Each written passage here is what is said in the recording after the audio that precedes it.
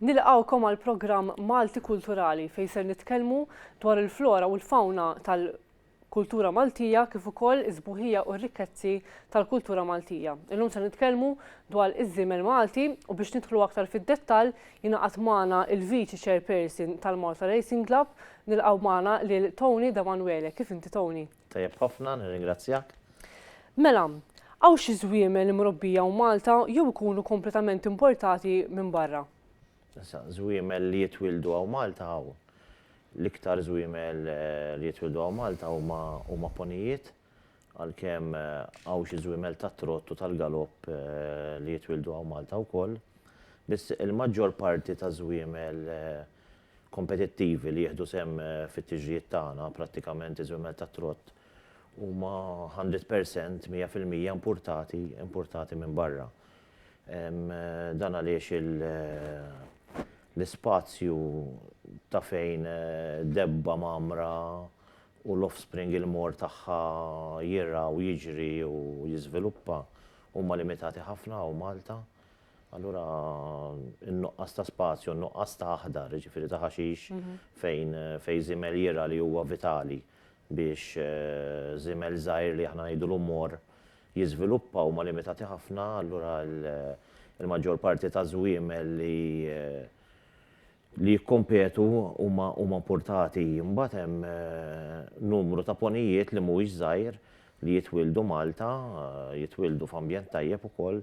L-owner tagħhom jieħu ħsiebhom tajjeb ħafna għaliex aħna naraw ħafna minnhom daw li fl-aħħar mill-aħħar jispiċċaw jiġru f'tiġrijiet anki huma tal-Go As You Please ngħidulhom ikunu tiġrijiet amateur fejn fuqhom jipprattikaw jitgħallmu tfal li ikollhom ix-xewqa jew l-aspettattiva li għadha pitada jsiru ġerrejja u jsiru owner ta' żiemel tat-trott u fuq dawn it-tip ta' ponijiet u żwiemel li jitwildu Malta ishom jibdew il-karriera tagħhom daw it-tfal, jieħdu l-formazzjoni tagħhom dawn it-tfal fuqhom. Kif taqabbel il-kultura ta' żwiemel f'Malta mal-kultura ta' żwiemel barra minn Malta? Malta għandna kultura qawwija ħafna ta' żwiemel, l-ewwel hija kultura li tibda minn qabel il-kavallieri, fil-fatt għandna tiġrijiet ta' trott tradizzjonali li jsiru anke barra fit-toroq huma imħollija mill-kavallieri bħal pereżempju semmu tiġrija minnhom l-Imnarja, tiġrija ta' Santa Marija r-Rabat. Għawdex jiġifieri dawn huma tiġrijiet li bdew fil-1500s u mħollija mill-kavallieri li kienu diġà jsiru dak iż-żmien u għadhom jingħataw premjijiet bil-mod tradizzjonali fejn kienu premjijiet li aħna ngħidulhom paljijiet, palju jkun qisu bandiera u jkollok il-pożizzjoni li ħadd meħjuta fuqu, jekk ħadd l-ewwel, jekk ħadd it-tieni, jekk ħadd it-tielet. Ġifieri għandna tradizzjoni qawwija ħafna. Id-differenza hija li llum il-ġurnata fid-dinja moderna barra hija industrija fejn hija dominata mill-professionals li jżommu żwiemel bħala mezz ta' għejxien. Il-tradizzjoni Maltija qawwija iktar għaliex min iżomm żwiemel jaħdem biex ikun jista' jżomm żwiemel għaliex m'għandniex dawk il-premjiet kbar li inti tista' tgħix minn fuq ir-rebħ taż-żwiemel. Allura it-tradizzjoni tagħna u l-kultura tagħna hija qawwija iktar għaliex ħafna drabi żwiemel jinżammu minn familji, minn ħaddiema li ikollhom jagħmlu sagrifiċċju biex iżommu żwiemel tagħhom, ġifieri t-tradizzjoni tagħna hija qawwija iktar. Taħseb illi allura l-ekosistema tagħna tkun affettwata b'mod sinifikat mingħajr iż-żwiemel? L-ekosistema ta' kull pajjiż u ta' kull ambjent tiġi affettwata b'mod pożittiv fejn hemm iż-żwiemel għaliex ħafna mill-azzjonijiet li jagħmel iż-żwiemel anke sempliċement jiekol. Aħna nafu li żwiemel jiekol ħxejjex, pjanti żrieraħ. Issa once li jiekol ħejġi proċessat mis-sistema diġestiva u ħejġi eliminat mill-ġisem, dawn iż-żrieraħ, dawn il-pjanti l-ewwel nies ħajservu ta' ikel għal annimali oħra ħafna safar jieklu wara li żwiemel jiddiġesti il-ġwies jeliminah u jfittxu fil-mix ta' żwiemel jieklu żrieraħ li jkun fadal. Il-fatt li żwiemel jaffeċ l-art ta' taħtu b'dak il-pis żwiemel jiżen 500 kg, ġifieri nofs tonnellata.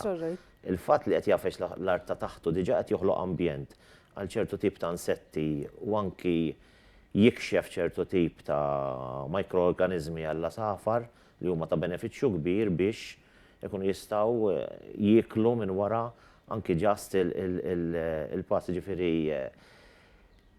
il-fatt li żiemel anki jivvjaġġa biex għax alla volja Malta żgħira jekk insemmu fuq Malta, ċertu tip ta' pjanti fin-natura ikunu iktar abbundanti jew ikunu preżenti fin-nord ta' Malta imma assenti fis-sawt u viċi versa. Il-fatt li żiemel jivvjaġġa, allura dak li kiel fis-sawt qed jiġi eliminat fin-nord jew viċi versa wkoll qed jiddiversifika il-flora li dik iż-żerrija ħadd tmur f'dawk in-naħat u ħadd iżviluppa f'dik il-kwalità ta' pjanta u toħloq ambjent anki għal annimali u ħlejjaq ħafna iżgħar minnu. Grazzi Tony, issa ħammorru għal feature qasir u mbagħad nerġgħu lura għall-istudju sabiex inkomplu l-intervista. Ibqgħu magħna.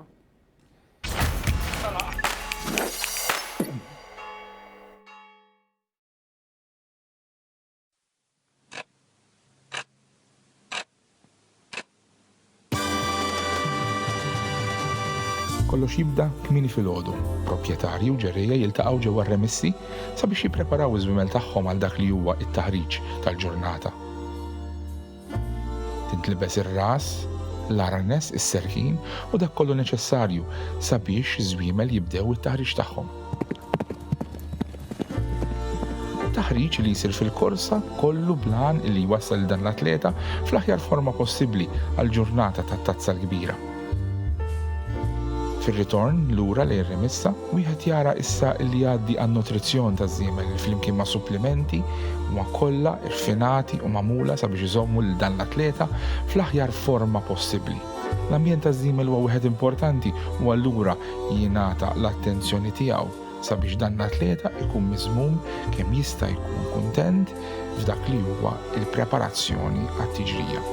In-nol jilgħab rwol importanti, ovvjament jieħu ħsieb saqajn iż-żiemel billi ipoġġi nagħal ġdid kull meta jkun hemm bżonn u jirribatti dawk li huma l-imsiemer wieħed b'attenzjoni sabiex jipprepara dawn is-saqajn għall-isforz li ser ikun rikjest minnhom fit-tiġrija.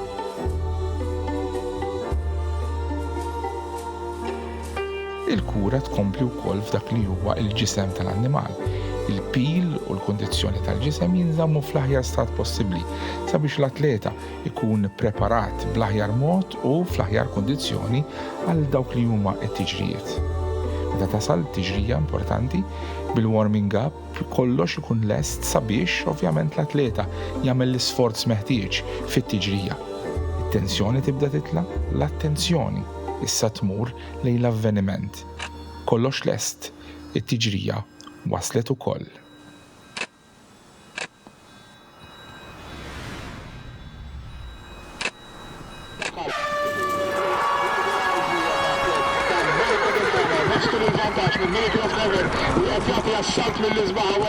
Il-fazi tal-tiġrija u Miracle of Heaven u Kaloġa għal-ġi Miracle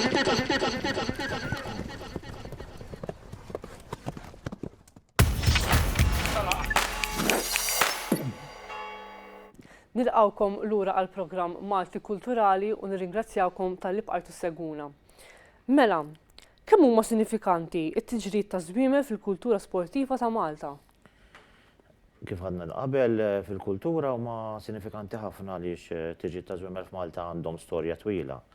Huma sinifikanti anki mill-aspett ekonomiku għaliex it-tiġrid ta' żwiemel anki ovvjament minħabba li hawn ħafna żwiemel u jsiru ħafna tiġrijiet huma mezz ta' għajxin għal ħafna nies u jagħtu impjieg lil mijiet ta' nies jiġġeneraw miljuni fl-ekonomija, ġifieri mingħajr it-tiġrijiet ta' żwiemel u kull sport ekwestru ieħor għaliex meta qed issemmi tiġrijiet ta' żwiemel huwa parti mill-isport ekwestru li jeżisti Malta, nkunu qed nitkellmu fuq ammont ta' miljuni fis-sena li kollha jgħinu biex mijiet ta' ħaddiema jaqalaw lejxin tagħhom, ġifieri barra l-aspett kulturali hemm l-aspett ekonomiku u l-aspett sportiv ukoll għaliex huwa dixxilpina. Ħafna tfal huma appassjonati fuq dan l-isport u minn ċkunitom anki permezz tal-Akkademja ta' Trott, għaliex fil-Malta Racing Club għandna Akkademja ta' Trott li tgħallem it-tfal jirgbu u jieħdu ħsieb iż-żwiemel, ġifieri jitilgħu biex il-qudiem ikunu sidien u ġerrejja ta' dawn iż-żwiemel, ġifieri kemm mill-aspett kulturali u kemm mill-aspett ekonomiku u sportiv, iż-żwiemel għandu importanza kbira. X'inhu huma l-aktar theddid komuni għaż-żwiemel u kif jistgħu jiġu evitati? Ovvjament l-aktar theddid komuni huwa tibda mill-ownership. Għalkemm illum l-edukazzjoni kibret u permezz tal-Malta Racing Club. Kumpanija awtorità li l-Gvern ħoloq ftit ta' snin ilu Equestri Malta li hija awtorità li tara li isiru good practices li l-żwiemel qed jinżammu f'kondizzjoni tajba li ir-regoli qed jinżammu anki fl-isport ta' żwiemel. Il-kondizzjoni ta' żwiemel tista' tgħid li ottimali f'Malta, biss l-iktar theddida tiġi minn xi owner irresponsabbli li jista' forsi jabbanduna xi naqra żwiemel ma jieħux sibu kemm suppost. Theddid oħra hija li ma tantx għal dawn in-nies dilettanti għaliex hawn nies dilettanti li ma jkunux isuqu b'mod kompetittiv iżda li jarmaw żwiemel għal pjaċir tagħhom jew ikunu dawk li ngħidulhom amateurs aħna dilettanti li ma tantx hawn fejn tmur bihom illum it-traffiku żdied ħafna. Allura dan nies li ħafna drabi joħorġu jitrenjaw iż-żwiemel tagħhom fit-toroq għandhom theddida reali għaliex idu jkunu b'sebgħinej għax taqla daqqa ta' karozza u tispiċċa. Allura x'pari tagħtihom lil dawn in-nies li adottaw żwiemel għal raġunijiet kompetittivi u mhux? Jekk żwiemel jista' jiġi adottat u jkun għadu f'kundizzjoni li jikkompeti għaliex ħafna drabi meta żwiemel jingħata għall-adozzjoni ikun għax il-karriera tiegħu spiċċat. Biss ftit ta' snin ilu beda programm għaliex aħna u l-Gvern u kull assoċjazzjoni li għandha l-qalba l-annimali ma diċ taċċetta li atleta wara li jispiċċa l-karriera tiegħu jitraqqat. Isek użajtu warmejtu. Allura issa flimkien mal-Malta Racing Club, Equestri Malta kif għatlek u għaw xi charities li jieħdu dawn iż-żwiemel biex isibulhom home biex jadottawhom. Imorru għand familji kemm Malta kif ukoll barra minn Malta u jibdew ħajja ġdida, żwiemel li m'għadux kapaċi jiġri imur għal horse riding, ġili jmorru għad dressage, ġili jmorru għal show jumping u ikollhom min iżommu bħala pet, ikollu padok bil-ħaxix għaliex ħafna żwiemel imorru l-Ingilterra jew l-Irlanda u minn dan l-aspett qed tingħata ħafna għajnuna lil daw iċ-charities l-iktar minn Equestri Malta fejn qed tgħin ħafna anke finanzjarjament biex dawn iż-żwiemel sakemm idumu Malta ikollhom fejn jiġu akkomodati, ikollhom l-istallel ikunu magħlufin tajjeb u miżmumin tajjeb u eventwalment il-vjaġġ tagħhom lejn dak il-pajjiż li jkunu se jirtiraw ġo fih. X'inhu huwa l-proċess ta' adottazzjoni ta' żwiemel? Issa biex inti tagħti żwiemel għall-adozzjoni tikkuntattja lil waħda minn daw il-horse charities li hawn Malta. Tagħmel appuntament magħhom biex jaraw il-kondizzjoni ta' żwiemel u għal xiex jista' jkun tajjeb għaliex jekk ikun żwiemel kalm u jirikkeb ngħidulu aħna jista' jingħata l-adozzjoni hawn Malta fejn jew imur ġo xi riding school jew persuna privata żommu just for leisure biex toħroġ tirkeb bih u affarijiet hekk u jekk ikun iktar daqsxejn vivaċi jintbagħat jew l-Ingilterra jew l-Irlanda kif qed ngħidu jiġi adottat u jista' jagħmel xi sport ieħor li dik l-injury jew inkella il-fattur li qed jillimitalu l-performance tiegħu ma tkunx qed taffettwah fih. Grazzi ħafna Tony, grazzi intom eżis telespettaturi tal-li kontu magħna u nittamaw li narawkom fil-programm li jmiss. Saħħit.